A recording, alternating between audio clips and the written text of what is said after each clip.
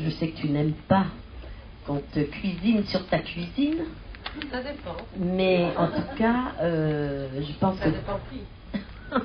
je pense que tout le monde est sensible au travail qu'il y a dans ce film. Alors, avant de poser quelques questions, je vais faire une remarque. Là, à la revision, je suis complètement sensible et émue par les dernières images.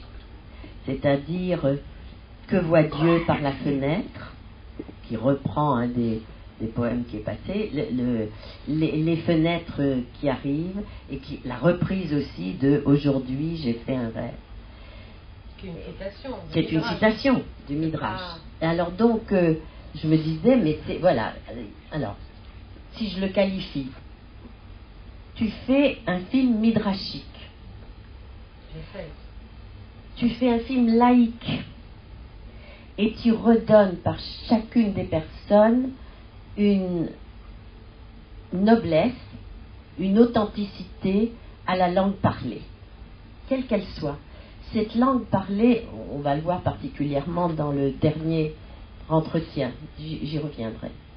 Et ça me paraît très important, puisqu'on est constamment aussi dans de l'écriture et dans ce qui fut écrit depuis la 70.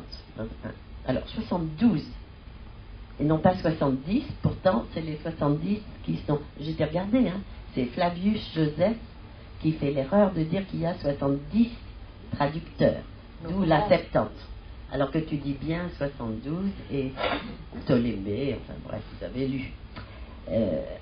Donc vraiment il y a une construction constante, reprenante.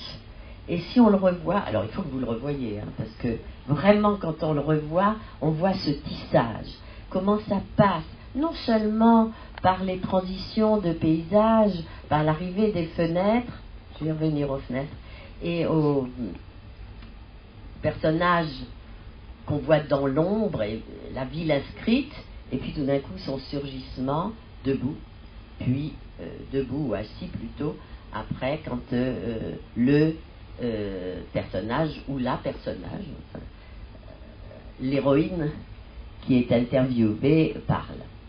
Et comment on a le Midrash qui va revenir, comment quand on a quelqu'un, moi je ne sais plus les noms, je crois que c'est celui qui est à Malakoff, c'est magnifique, le Yiddish à Malakoff, celui qui parle à Malakoff, qui va parler de cet entrelac de l'hébreu et du Yiddish, va être repris d'une certaine façon par le suivant d'une toute autre façon, mais qui va parler aussi du Yiddish. En fait, tous,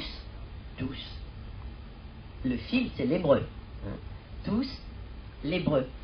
Partant de l'hébreu, même la russe, qui dit qu'elle a fait beaucoup de russe vers l'hébreu, qui tout d'un coup va faire quelque chose d'autre, qui fait de l'hébreu vers le russe. Et tout ça, un tissage extraordinaire, encore plus sensible quand on le revoit, de passage, comme de passage du flambeau, enfin, de la question qui se tisse. Maintenant, une question sur le bleu du début et les fenêtres. Les fenêtres, ce sont des ouvertures vers l'extérieur. Et là, ce sont des ouvertures vers l'intérieur aussi. Parce qu'on voit les fenêtres, on voit les paysages, et puis on rentre dans l'intime. Les paysages sont tous tournés par la fenêtre. Les paysages sont tous tournés par la fenêtre. Absolument tous.